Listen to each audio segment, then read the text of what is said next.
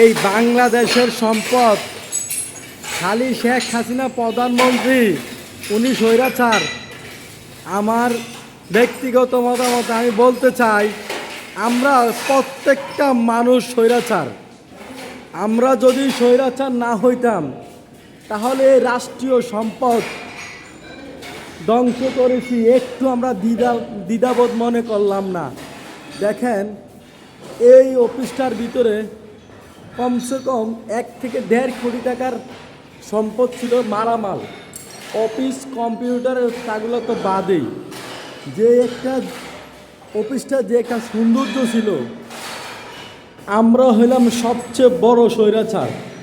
আমরা যদি এই দেশে স্বৈরাচার না হইতাম তাহলে এই দেশের এই পরিস্থিতি, নিজের সম্পদ নিজেদের এভাবে ধ্বংস করতে কেউ দেখবেন না, কোথায় পাবেন না। শুধু কি স্বৈরাচার প্রধানমন্ত্রী?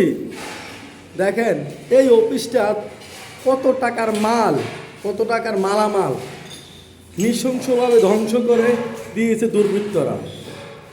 দুর্বৃত্ত, সন্ত্রাসী, এই সন্ত্রাসীরা এই দেশটাকে ধ্বংস করে দিবে একদিন। আমাদের বাঙালিরা আমরা আসলে ভালো কোনো জাতি নই, এটাই তার প্রমাণ। আমরা যে একটা স্বৈরাচারী জাতি, এটা আবারও প্রমাণ হয়েছে। আমাদের দেশটা স্বৈরাচার মনে এই দেশ থেকে আর কখনো বিদায় হবে না, কারণ আমরা নিজেরাই স্বৈরাচার। আমরা যদি স্বৈরাচার না হতাম তাহলে এত টাকার সম্পদ, এত কোটি টাকার সম্পদ আমরা নিজেরা ধ্বংস করতে পারতাম না। দেখেন কত একটা যে দামি সরকারি একটা সুনামধন্য অফিস ধ্বংসের নীলা খেলায় মেতে উঠেছে স্বৈরাচার মানুষগুলা। এই মানুষটা একটুও ভাবে নাই যে এই সম্পদগুলা কার। এই সম্পদগুলো কি শেখ হাসিনার বাপের না খালেদা জিয়ার বাপের? কারো বাপেরই তো এই সম্পদ না। এই সম্পদ আমাদের রক্তে ভেজা টাকা দিয়ে করা, আমাদের রক্তে ঝরা ঘামের টাকা দিয়ে এই সম্পদ গড়া। আমাদের সম্পদ আমরা কীভাবে নিঃসঙ্গভাবে আমরা ধ্বংস করেছি আমি আবার দেখাচ্ছি। দেখেন প্রিয় দেশবাসী,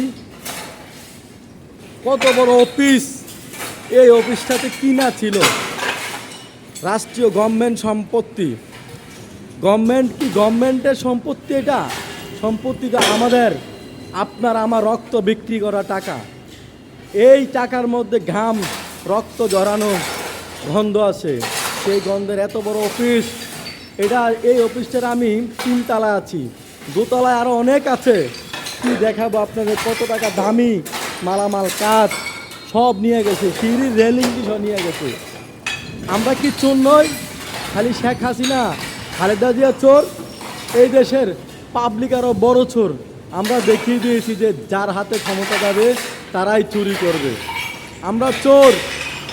আমি বলতে চাই এই দেশের মানুষগুলোও চোর, খালি পাবলিক চোর সেটা আজ থেকে আমি বলবো না।